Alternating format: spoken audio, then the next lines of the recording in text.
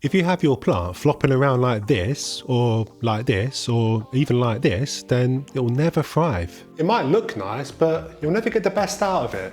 Not enough to make it Instagram famous anyway. This is a mixed pothos planter that I made last year, and each of the plants in here haven't really done much in the way of thriving since I put them in together. They're just kind of ambling along, getting on with it, rather than truly grabbing life by the cojones and having a blast.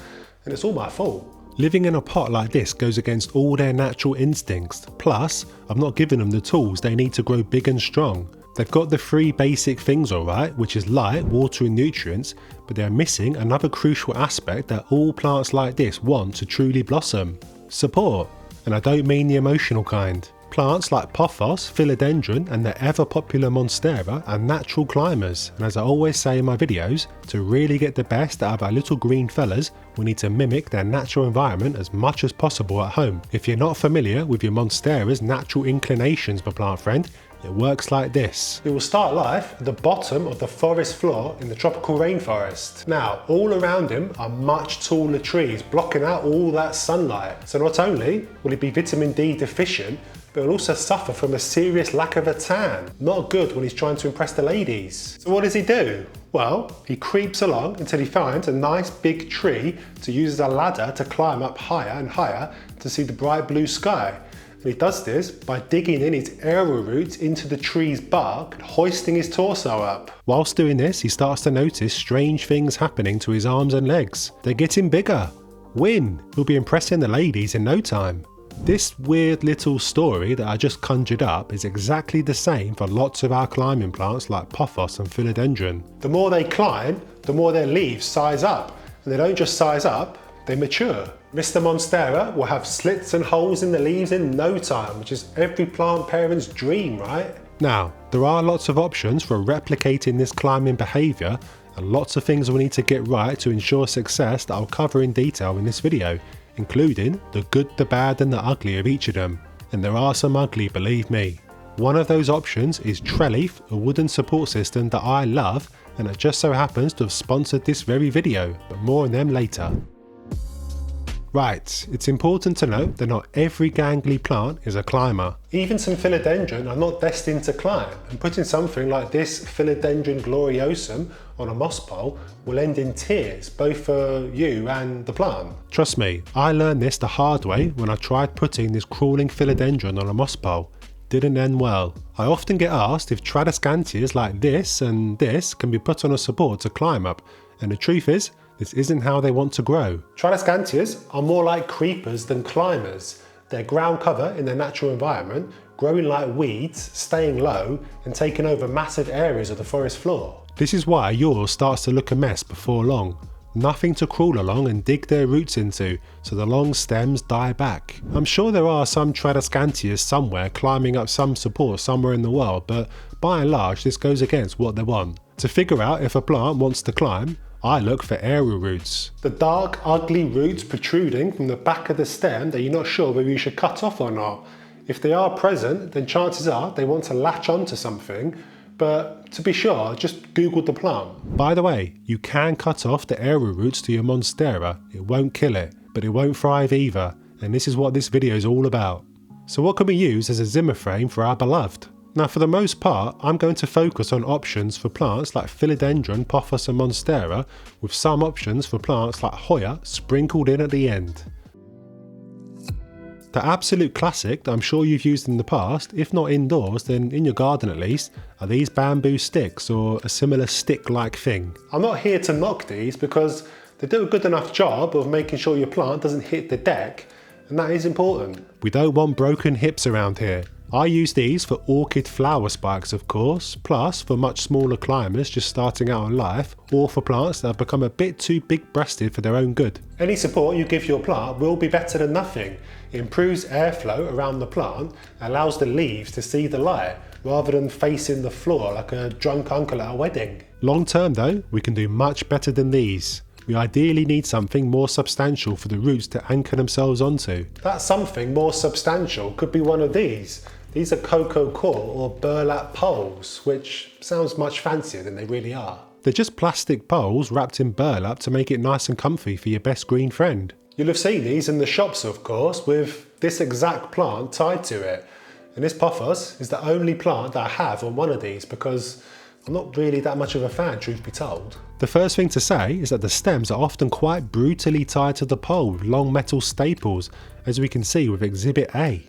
If they're too deep into the stem like this, then I like to take them off to allow the stem to grow nice and girthy. And then we have the problem of what happens when the plant reaches the top of the pole, like mine already had when I bought him. In an ideal world, these would be extendable, but more often than not, they're not. So a regular prune is the only answer, unless you want your little guy all bent over on the floor. Now the good thing here is that the burlap is mimicking the tree that a plant like this wants to grow up.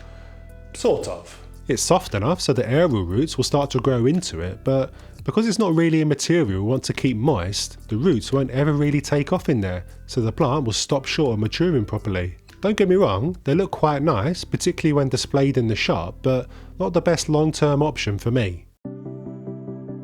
The alternative that is getting quite popular is using a plank of wood that is added to the pot with the plant tied on. These are pretty functional, and if tied on properly, the plant will start to attach its aerial roots onto the wood, which is great. But to level this up into something that is both functional and stylish, I just love these trellises by Treleaf, the sponsor of today's video. If you're a subscriber to the channel, then you'll know I've been a big fan of these for a couple of years now. They have a bunch of beautiful trellis designs on their website, including this new design called Flora that I'm going to use to support this floppy orchid. And I really love the grain and colour of the wood they use for all their trellises, and this Flora is no different. My favourite for a long time though has been the Zella, which comes in regular and large sizes. I've had this Adansonia growing up a large one for over a year now, and the great thing about this is not only does it provide great support for the plant, with the roots anchoring to the wood nicely, but they also extend to grow with the plant and look gorgeous to boot.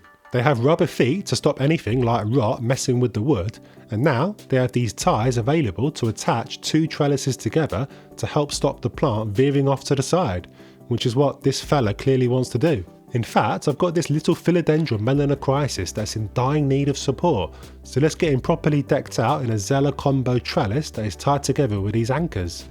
There, much better. Now the good news for you, my plant friend, is that Treleaf currently have a sale on until the 23rd of November with a 15% discount of all their products, excluding bundles. On top of that, you can also use my link to a 10% discount in the description, so that you end up with a very juicy 25% discount. So now is the perfect time to try their products out. Seriously, you won't regret it. Just follow the link in the description to their website and use code Sheffield10 at checkout. Now, another alternative that I have been experimenting with for about a year now is live moss bowls. Don't worry, it's not as complicated as it might sound. They're simply plastic cages that you can buy from Amazon filled with sphagnum moss pressed up against the bum of a plant. So after a year of using these, I have some good things and some bad things to say about them. Let's start with the good. Growth. Plants love these. Just look at this Philly verrucosum. The leaves are loud and proud, and he doesn't mind who knows it. The reason for this is simple. The aerial roots are growing into the live moss and finding the perfect home for them to turn into roots that then give the plant water and nutrients. Without somewhere luxurious to go, an aerial root can only ever support. Once it starts to feed on water and nutrients, it becomes much more valuable to the plant, feeding it food and drink. And this is when growth really explodes and leaves mature. Just check out all the roots in here.